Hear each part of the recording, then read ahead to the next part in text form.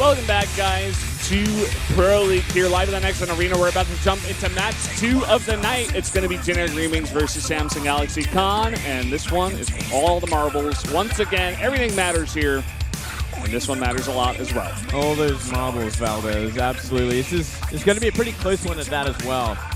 Here's a quick look at the Jin Green Wings. 3-3 with +1 indicator. This is why they are in this mess, Valdez, because they are 3-3. Like 4 of the other teams that are being playing for the playoffs today. Here's Samsung 3-3, -1. So they are pretty close in terms of results this round.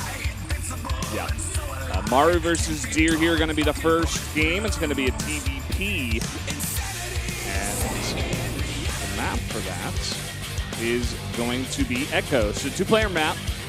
Should be a pretty interesting one to start the night. Deer's been doing a little bit better slowly over time, whereas Maru has been pretty consistent all around. Although he has been having some wrist and shoulder issues, he has said. Yeah, that is a bit of a scare. Luckily, it is only a best-of-1, though, so he doesn't have to worry about going the distance or anything like that, having big best-of matches in Pro League. Yeah.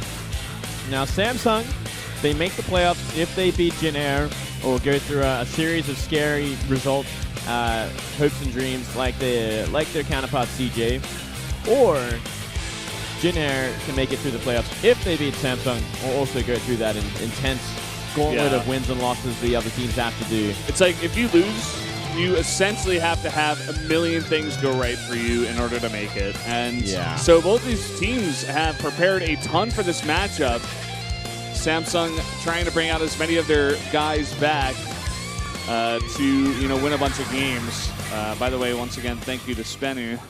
I was able to finally put that up here on the desk and show you guys. I wasn't able to do the Sojung with my legs, but unfortunately, I got the shoe up here at least. That'd have been a great thing to see on Reddit as well, you know. I'm like, guys, put it on Reddit, and I just stick my foot all the way up in the air. Yeah, you'd be wearing a skirt as well, show some legs.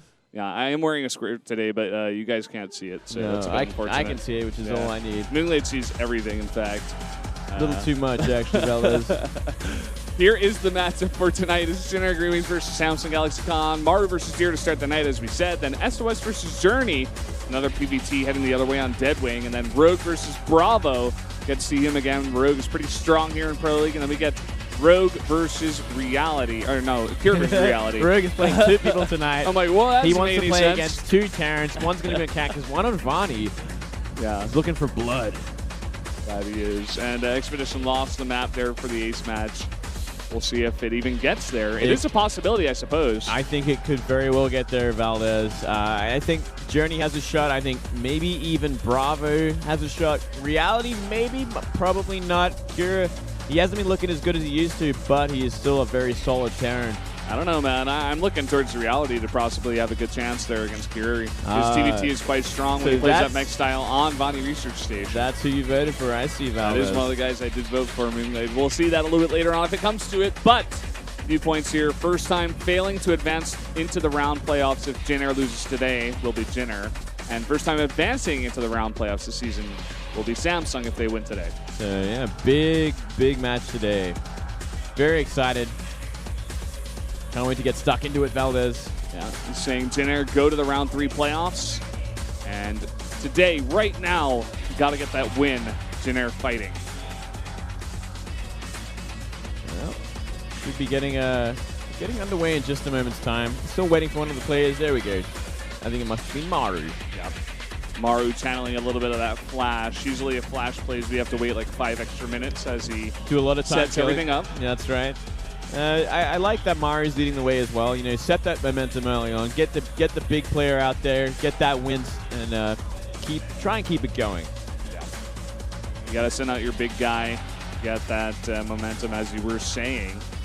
And going into this map, Echo, it should be a pretty interesting one. 2-player map. Maru's looked pretty strong in this one before. I'm definitely favoring Maru here, although Deer has been playing a little bit better, as I said before. He's trying to get back into his groove. He's slowly, over time, looking better and better, but Maru has proven a lot more recently, and definitely looking for him to win this one. But we'll see. We'll see how it all comes down here. Well, here's a look at the predictions once again, Valdez, and someone went for Deer. Someone went against Maru. Well, that's pretty brave. I think he'd have to be pretty wrong in this case, Valdez. Yeah. Everyone deserves an opinion, but that one is wrong. Yeah. This is also coming from the guy who votes for Flash every single time, no matter who he's going up against. So there Kind of like me in life. So I can respect that. And Ragnarok, too. and Ragnarok. Ragnarok could be playing Maru, man. I'd still vote for him. God bless that kid. Here we go, though. Maru, 7-1 against Protoss this season, 14-6 overall, and rank 1 on those winner rankings. Yeah, looking quite good here. Looking to get another match win.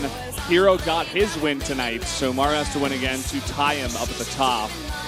And overtime versus Deer, he is in fact 4-8, but I suspect a lot of those games were not from this year. No, definitely not. And this is a Taylor Swift song, Valdez. I remember this song. Yes, it is. It's like actually from like her first album or second album. If I think about it. I'm not that knowledgeable. Oh, okay. I was wondering what you were gonna say.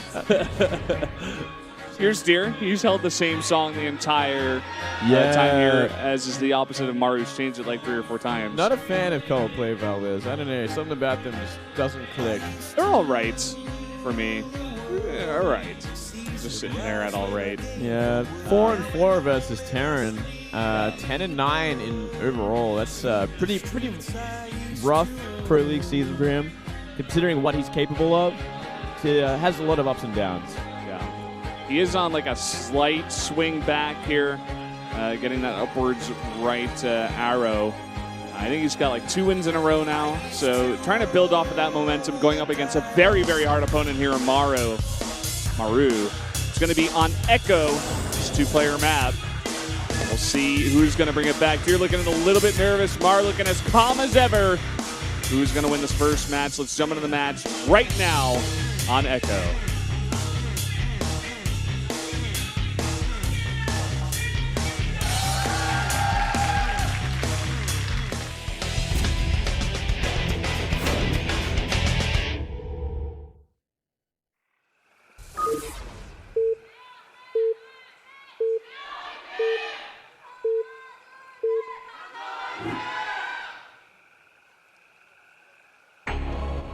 Down here in the bottom right, in the green, it is Maru of the generic Green Wings. Oh, that's a cute picture. Guess it represents Maru. And up here in the top left, we do have the Protoss player from Samsung Galaxy Con. It is Deer. Fixing his mouse pad. And that looks like Sonya from Heroes of the Storm. Yeah, in a way it does. I think what they're calling him is a warrior. I think the GG girl's been playing some heroes, man. The heroes hype is sweeping the nation in South Korea. That must be it. Oh, well. Both these guys a bit fidgety in the booth in the beginning here. Maru fixing his chair, Deer fixing his mouse pad. Maybe the previous match ended a little too early, Valdez. They didn't have enough time to sit down and warm up properly. It was a bit of a beatdown. It was actually one of the quicker ones we've ever had. Yeah. You know when a match ends in an hour that you're going home early, that's for sure. Yeah. And you're starting your next match a little bit quicker than anticipated, that's for sure. Yeah. So we do have what looks like a 12 gate possibly there from Deer. And a gas first from Maru. Yeah, gas first from Maru, so get that tech out a little bit earlier. Looking for that a little bit quicker of an aggression. Yeah. I mean, Maru loves to do this. It's a 2-player map. He's going to know exactly where Deer is. It's going to be very hard aggression very early on. And we'll see if Deer is able to deal with it. He is going for 2 gases very early on. And this probe is already going out on the map. Yeah, it's an early scout. He's going to scout it out for sure. I think there's no doubt about it. He will, unless it's going to be a proxy, actually. And I dare say it will be. I think it's going to be a Stargate. I think it has to be from these positions. And with that very early second gas as well. It's lining up to be that way. But could come back as a bit of a backfire considering how aggressive Maru's going to be early on. Yeah, we'll have to see. We'll have to wait and see how much this is going to do. It's going to be a very early factory from Maru, in fact. And he is going to be making some Marines. He doesn't go for any scout himself, and that may come back to bite him because we've been seeing this do a ton of damage on a lot of different maps, including Cactus Valley. Classic used it against Dream.